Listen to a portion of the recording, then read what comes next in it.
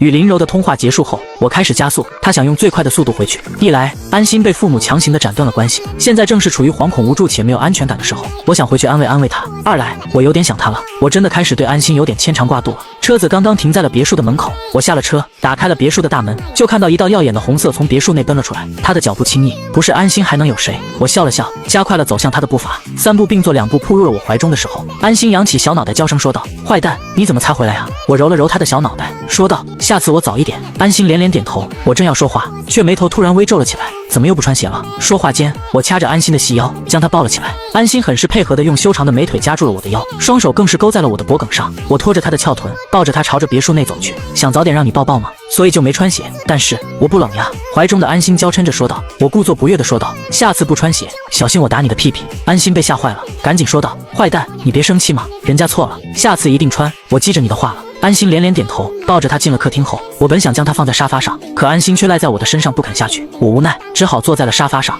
安心温顺的好像一只小猫似的，蜷缩在我的怀中。江清月呢？林柔叫走了，说是要跟他聊点工作上的事情。我点了点头。你吃晚饭了没有？吃过了。你事情谈得怎么样了？谈好了。困不困？安心点了点头，有一点点。抱你去睡觉。我抱着安心上了楼，躺在了床上的时候，安心依然蜷缩在我的怀中。我的手实在没忍住，在她裙摆下的美腿上游走了一会儿。小妖精，你的身子怎么这么软啊？跟没骨头似的，而且你的肌肤怎么这么嫩？我在安心的耳畔柔声问道。那你喜欢吗？她娇声问道。我笑了笑，喜欢啊，不然的话，怎么老是想跟你做啊？这话一出，安心突然翻身趴在了我的身上，她眼睛直勾勾地看着我问道：那你现在想做吗？我被刺激到了。你现在正是大姨妈期间，怎么做？安心在我的嘴唇上轻啄了一口。坏蛋，人家可以用别的办法。她略显娇羞地说道。什么办法？我故意逗弄她。安心越发娇羞，她娇羞不已地用指了指自己那粉嫩的阴唇。卧槽，我被刺激到了。小妖精，别勾引我。坏蛋，你要不要吗？不要，等你大姨妈走了再说吧。我笑了笑说道。为什么？笨蛋，当然是因为舍不得啊。安心娇躯一颤，她的眼眶瞬间就红了，因为她在这一刻真的感受到了我对自己的那份爱意。她很感动，她没办法不感动，因为这是她最想要的。坏蛋，为了你做，我愿意做任何事情。我知道你的心意就好了。我不是刚刚跟宋南英战斗完不行了？他刚才回来抱着安心的时候，兄弟就开始起了反应，但我不愿意让安心用这样的方式帮自己，不知道为什么，就是舍不得。或许将来会有那么一天，但至少我现在不想。可坏蛋，你都亲过人家的。我赶紧用嘴巴堵住了他的嘴巴。妈的，他是知道怎么撩拨人的。亲了一会儿，我依依不舍地放开了他。没办法，不是不想亲了，实在是因为他现在正值大姨妈期间，亲得多了对他不好。小妖精，不许再说话了，乖乖的睡觉，等你大姨妈走了，我让你下不了床。我低声喘息。安心心神一荡，好呀，那到时我带你去个地方，只有我们两个，你想怎么折腾都行。行，睡吧。我吻了吻他的额头。安心不说话了，他乖乖地蜷缩在我的怀中，兴许是他真的累了，没过一会儿就趴在我的身上睡着了。我没有睡意，我的脑袋开始盘算接下来自己要走的路。安心这边跟父母的关系破裂了，那么接下来他父母肯定会对他进行全方面的打击的。我虽然不了解安心的父母是怎样的人，可是从他们逼着安心嫁给一个根本就没什么感情的人来看，他们的掌控欲非常的强，而且还是那种利益为上的人，他们肯定会对安心进行全方面的打击的。没准他们还想着用经济手段逼迫着安心回去跪下认错。我不是怕他们打击安心，我只是在盘算着该怎么更好的帮助安心，我是不会让任何人伤害到安心的。盘算了一会儿，我决定明天跟红颜资本的人聊的时候，顺带的打探一下他们的底细，看看他们的实力是否能如周川说的那么强悍。如果真有那么强悍的话，倒也是一个不错的合作对象，说不定可以用他们的关系帮安心。正想着，我的手机突然响起了绿泡泡的提示音，拿起手机扫了一眼，信息是江清月发来的。顾里，你回来了？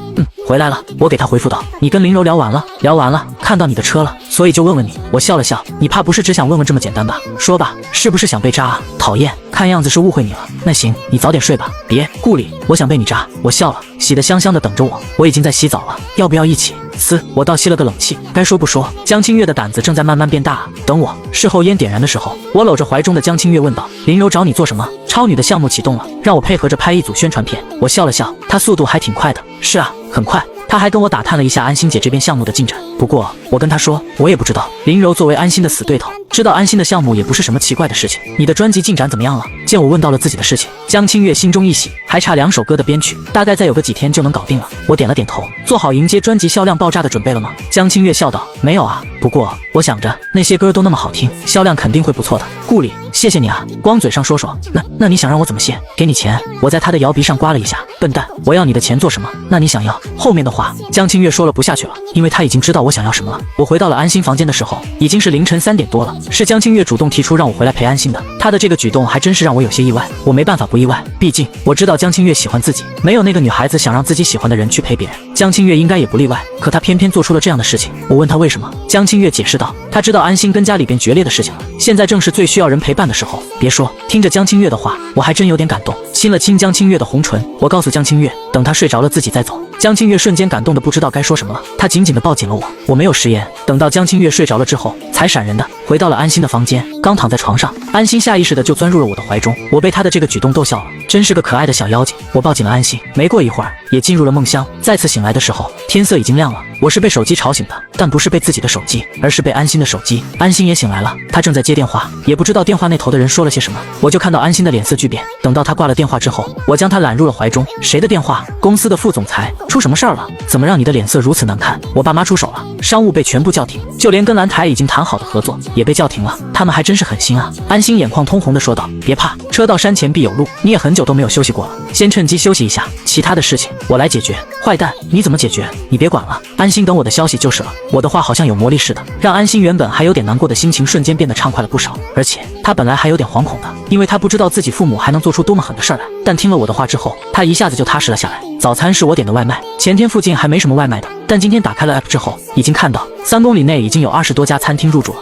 除了餐厅之外，酒店、娱乐等等也已经陆续有商家开始入驻。我随意的选择了一个店面，点了一些早餐，显示的送达时间是27分钟。25分钟的时候，我的手机响起，我接了起来。顾先生，我是大米外卖，我现在已经到了别墅的门口，可保安不让进去。外卖小哥的声音有点着急，我知道他为什么会着急，因为要超时了。公司的赏罚很清楚，超时不仅要扣钱，而且对于外卖小哥的评分也会有影响。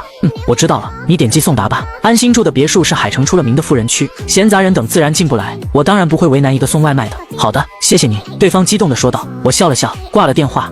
挂了电话没多久，别墅的工作人员将早餐送了过来。江清月还没有起床，只有我跟安心在吃早餐。坏蛋，这些早餐都是你公司的人送来的？安心看着琳琅满目的早餐好奇问道。我笑道，准确的说是外面小哥送来的。外卖小哥？我点了点头，随后给安心解释了一下公司的运营模式。安心听罢，眼眸亮晶晶的。坏蛋，你真棒，你是怎么想出这么厉害的商业模式的？我笑道，别夸我了，赶紧吃早餐吧，再不吃可要凉了。安心乖巧地应了一声。吃罢了早餐，我要去公司跟周川见面。昨天晚上本来跟他已经约好了，但是无冕的缘故，我将跟周川的见面放到了今天上午。出门的时候，我好像一个刚刚过门的小娇妻似的，不仅让我送出了别墅，而且还仔仔细细地检查了我的穿着打扮。当他看到我手腕上空空荡荡的时候，安心好像想起了什么似的。坏蛋，你等我一下。说着也不管我，他飞速地跑回了别墅。等到他再出来的时候，手里边已经拿着一块崭新的手表，上次逛街的时候给你买的，本来前段时间就应该送给你的，但是我给忘了。安心吐了吐粉舌，我被他的这个举动搞得心神一荡。妈的，真可爱，想亲他的舌头，但我忍住了。我本想告诉安心，我其实不怎么喜欢戴手表，可这是安心的一番心意，我拒绝不了。再说了，我也不想拒绝，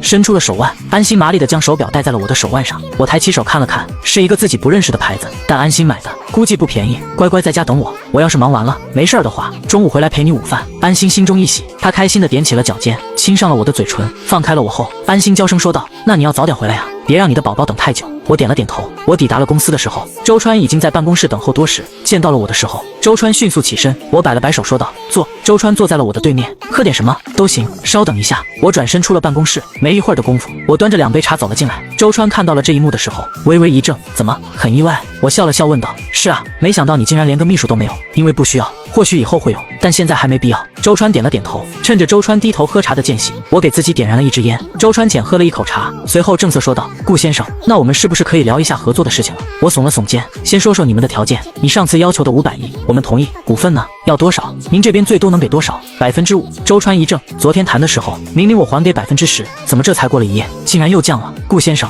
我想知道为什么？周川忍着自己的不爽问道。他是真的不爽，他明明是奔着10%的股份来的，可现在竟然又降了1半，这让周川怎么能容忍？要不是大小姐交代过自己，不惜一切代价也要谈成这笔生意的话，周川真想现在就起身闪人。我弹了弹烟灰，不紧不慢地说道，坦白地说，我现在账户上还有50亿的现金，这笔钱足够支撑到公司开始盈利，也就是说我暂时并不需要投资。周川点了点头，他不否认。我现在说的话不是在扯淡。他研究过我公司的模式，说白了就是在空手套白狼。现在最大的支出除了员工的工资之外，其余更多的就是广告。虽然还没有开始跟商家抽成，但那是迟早的事情。而且最狠的是，一旦我的公司开始全国铺开的话，那将是何其恐怖的一个存在。不得不说，这个商业模式真是前所未有的。抛开别的不谈，周川确实很佩服我的商业头脑。我继续说道，现在来说，我的公司刚刚起步，估值几乎为零。不过周川，我现在跟你谈的是未来的收益，不扯淡的说，你们现在投资500亿看似不少，拿到的股份也确实有点少，但你想想，如果未来我的公司市值破千亿、破万亿的时候，你们的这些股份能值多少钱？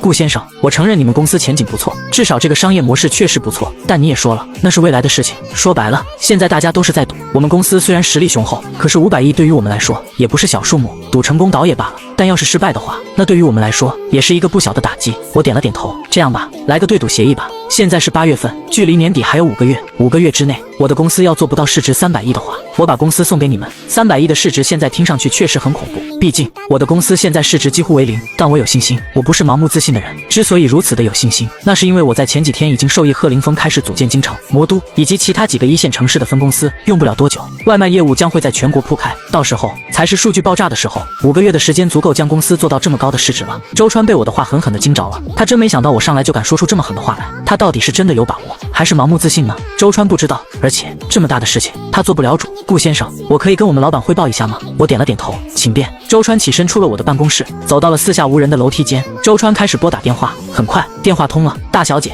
事情有变，说是这样的，我这边的意思是500亿只给我们5%的股份。起初我拒绝了，但他说可以跟我们签署一份对赌协议，说是年底之前他的公司市值要是做不到300亿的话，就把公司送给我们。电话那头的人浅笑了起来，还真是他的作风，一贯的狠辣。周川一怔，大小姐这话什么意思？难不成他跟我认识，而且貌似关系还很不简单？周川嗅到了瓜的味道，他本以为大小姐投资这个公司是因为看好这个公司，可没想到他跟我竟然还认识。大小姐，那您的意思是答应他，至于对赌协议也别签署了？电话那头的人干脆利索地说道。周川一惊，他觉得自己还是有点低估大小姐跟我的关系了。该说不说，大小姐对我未免也太好了吧？她该不会是喜欢顾先生吧？怎么没听到我说的话？周川回过神，他赶紧说道，明白，我这就去跟他继续谈。去吧。对方挂了电话，周川转身回到了我的办公室，他笑着伸出了手，顾先生，恭喜你，我们老板同意了。我耸了耸肩，随后握住了周川的手，你们会为自己的这笔投资感到庆幸的，希望如此。OK， 我会让人尽快起草合同。周川点了点头，公事聊完了，现在可以聊点私事了。我说道，顾先生，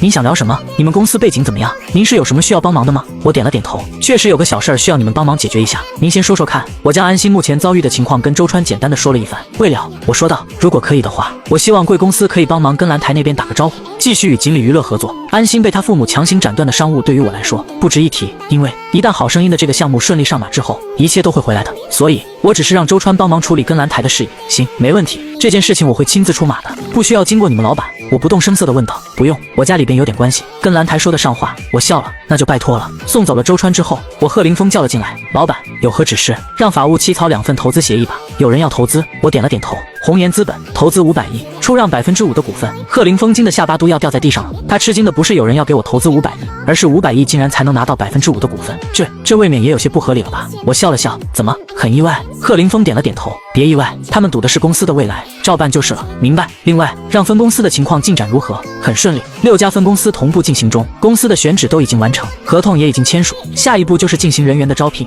你办事我放心。贺凌风点了点头，老实说，他的心里边挺暖的，能被老板信任，对于打工人来说是一件相当开心的事情。去忙吧。贺凌风应了一声，退出了我的办公室。看了看时间，已经9点半了。我将电话给吴冕打了过去，吴冕秒接。他昨天晚上一宿没合眼，他怕睡着之后一觉醒来发现这一切都是自己的梦。给你个地址，自己打车过去。明白。我挂了电话，将宋南英父母留给他的餐厅地址发给了吴冕。驾车去目的地的时候，我又想起了周川说的话，他说自己家里边有点关系，可以跟蓝台打个招呼。从他这话可以判断得出，他的家世背景应该不弱。一个家世背景不弱的人，竟然甘愿为别人做事儿，看样子他老板的能量着实不小。回头签约的时候可以见一面。是的，我现在对红岩资本的老板充满了好奇心。正想着，手机响起，电话是好几天没联系的杨铁成打来的。我接了起来，老大，已经网罗到50个兄弟，您要过来检验一下吗？不用，你做事我放心。铁炮最近有什么动向？跟周老三已经火拼过好几次了，打得有来有回。我笑了笑，继续监视。遵命。对了，兄弟们里边有没有机灵点的？老大，您需要这么个助手。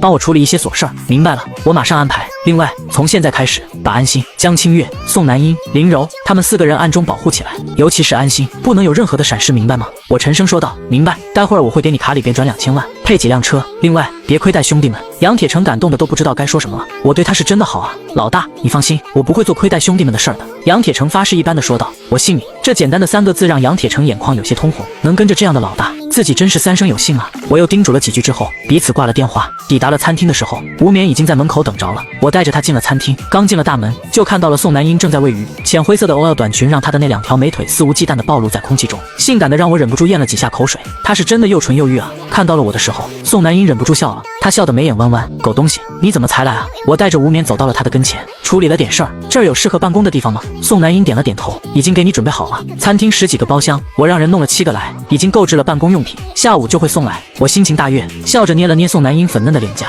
宋南英，没有枉费老子疼你啊！宋南英白了我一眼，狗东西，你疼我个屁啊！妈的，昨天晚上没疼你。宋南英俏脸一红，她又羞又气地瞪了我一眼。要不是有外人在场的话，宋南英真想咬我一口。这个狗东西跟宋南英打闹了一番，我带着无冕进了包厢。无冕，这段时间你就在这儿办公，接下来你要做的就是招人，招最顶尖的高手。无冕重重点了点头。老板，我已经联系了一个朋友，他的技术很强大，不弱于我。一个还不够，要多多益善，争取最快的速度将软件给我搞出来。明白，我会加速的，我也会让人帮你的。你有事儿随时给我打电话。行，你先喝会儿茶。出了包厢后，我找到了宋南英，此刻的她正坐在餐厅院落的大树下喝茶。见我出来了，宋南英忍不住问道：狗东西，你刚才带的是什么人？高手。对了，宋南英，你手里边有没有管理方面的人才？怎么，你需要？